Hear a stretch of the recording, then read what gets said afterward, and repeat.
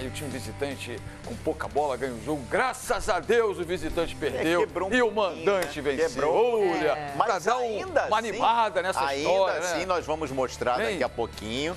Eu tenho minhas dúvidas. Ainda acho que nessa 26ª rodada os visitantes mandaram. Sim, mas isso é consequência do jogo, não pode ser regra, né, galera? Então vamos fazer assim, já que o Paulo Lima não veio pedalando... Aí ia perfumar muito, não é?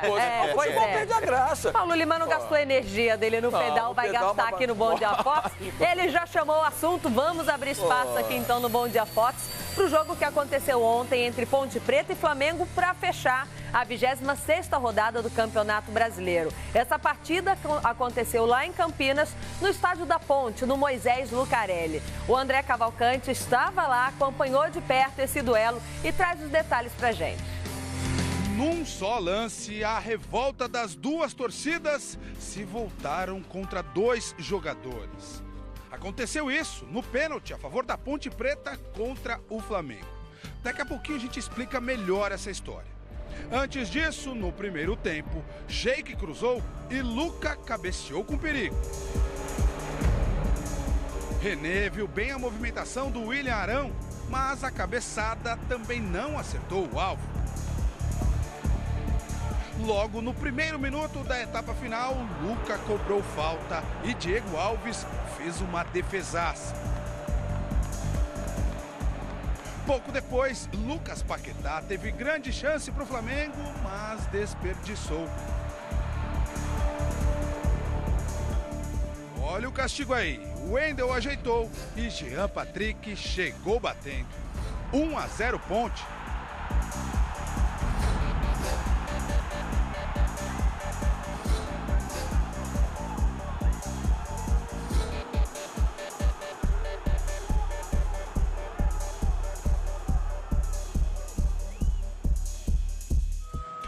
William Arão recuou mal.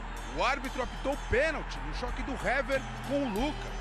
Foi exatamente esse o momento que você viu no comecinho da reportagem. A torcida da Ponte vinha pegando no pé do Luca, que chegou a ser agredido na semana passada. Ele foi para a cobrança e parou na defesa do Diego Alves. Agora imagina o que o torcedor da Ponte no estádio não ficou na bronca com o Luca. Agora imagina também o que o torcedor do Flamengo não ficou na bronca com o goleiro Muralha, de novo. Vale lembrar que o Diego Alves não estava nos pênaltis contra o Cruzeiro. Bom, o jogo seguiu e aos 36 minutos, a Macaca ainda ficou com 10 jogadores, após Naldo ser expulso por essa chegada no Vinícius Júnior. Apesar da pressão no final, nada mudou, até porque esse chute aí do Vinícius Júnior não ganhou o caminho do gol. Ponte Preta 1, Flamengo 0.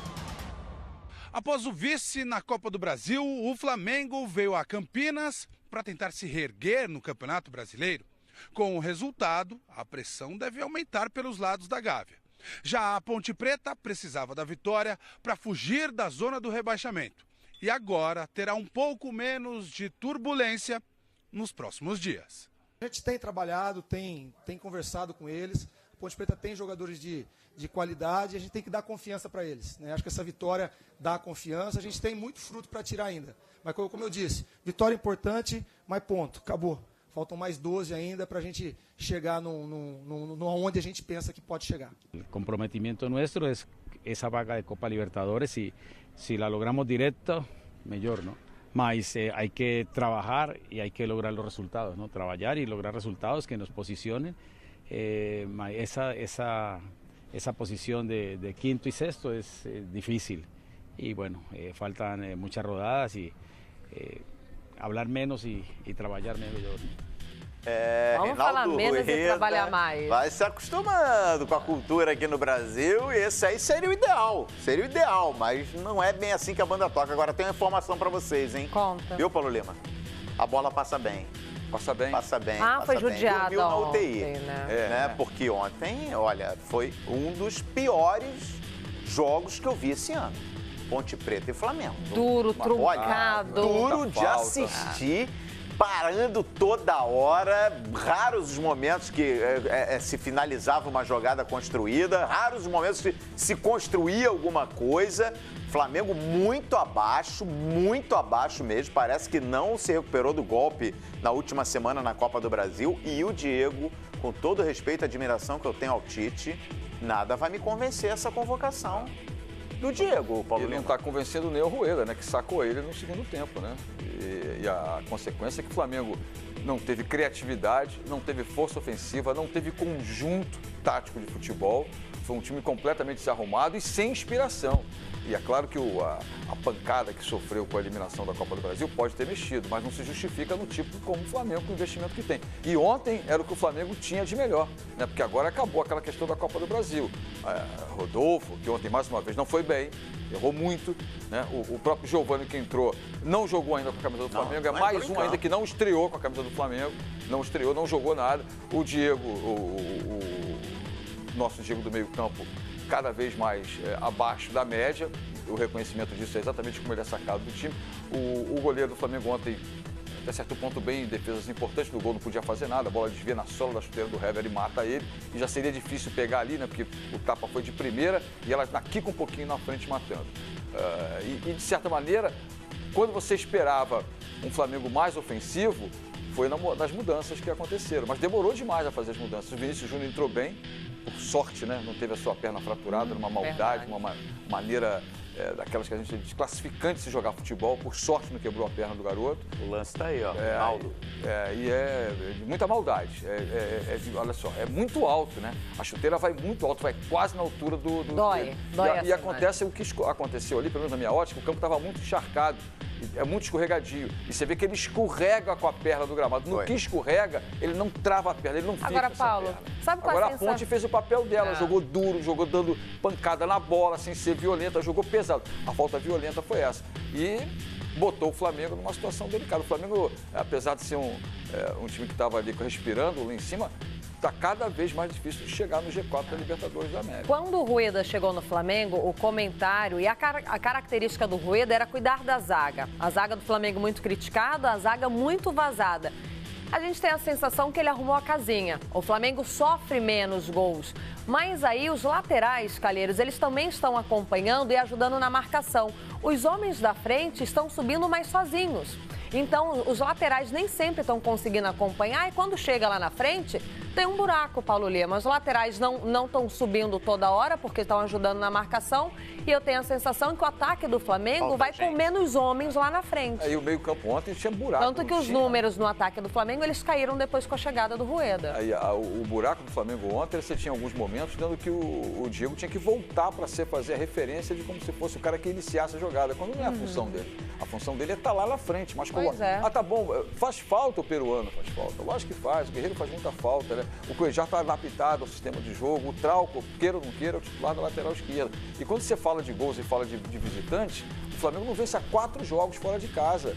Pesa na tabela. O Flamengo perdeu para a Ponte, perdeu para o Botafogo, mesmo jogando do Rio, mas era fora de casa, perdeu para o Atlético Mineiro, perdeu para o Santos e a última vitória foi contra o Vasco na 12ª rodada. Nós vamos ilustrar essas É um time que fez apenas fora de 13 casa. gols fora de casa e 16 fora. Então, essa questão que muito se fala, né, que o futebol hoje, o time que joga fora de casa, porque o time da casa tem que pressionar mais, tem que propor o jogo, aí o time que é visitante tem menos a bola, mas é mais ofensivo. Isso é de jogo para jogo. É a minha ótica, é o que eu vejo, é o que eu penso, é o que eu enxergo do futebol. Não vem me convencer que hoje em dia o time que é mandante está mais prejudicado porque está jogando em casa, porque tem que propor o jogo. Pelo amor de Deus, então vamos jogar só na casa do visitante o campeonato inteiro. Né? Se essa é a estatística que faz parte do espetáculo, não tem mais mandante. Torcida não faz parte. E ontem a torcida da Ponte foi lá, baixou o preço do ingresso, R$5, R$10. A média de público da Ponte era 3, 4 mil torcedores. E olha lá. E olha lá. E aí baixou o preço do ingresso, a galera vai, pô. Não tem a menor dúvida disso. E vamos lá, né, Paulo Lima? Ontem o público superior a 10 mil torcedores e torcedores da Ponte Preta, né? E chegando não gente com a aquelas bola pessoas rolando. que foram agredir jogador em aeroporto, né? Que vai protestar na base da violência. Isso aí na torcida, né? Ontem não. Ontem que a gente viu, mesmo a Ponte Preta com dificuldade, a Ponte Preta ganhou o jogo. Ponto. Porque também, com esse futebol aí, eu não sei se escapa do rebaixamento. Eu não sei se escapa do rebaixamento. Do rebaixamento não entende, porque ninguém jogando bola. Tem muita gente lutando contra rebaixamento e Ponte Preta não está nesse bolo por acaso. Está com futebol muito abaixo do esperado. Então corre sérios riscos. Agora jogou com muita determinação, jogou com muito empenho. A estreia do Eduardo Batista deu uma motivada no grupo. O Sheik acabou o jogo para lá dos 30 já, né? Ofegante. Com canha. E correu, hein? E jogou o tempo inteiro. E foi jogador decisivo. A jogada do gol nasce do pé dele, o lançamento A saída de campo, ele ainda comentou, pode ter certeza que amanhã eu vou sentir, porque ele teve que correr até o minuto final. Bom, o Calheiro já abriu, já fez o convite para você participar da nossa hashtag Bom Dia Fox Terça.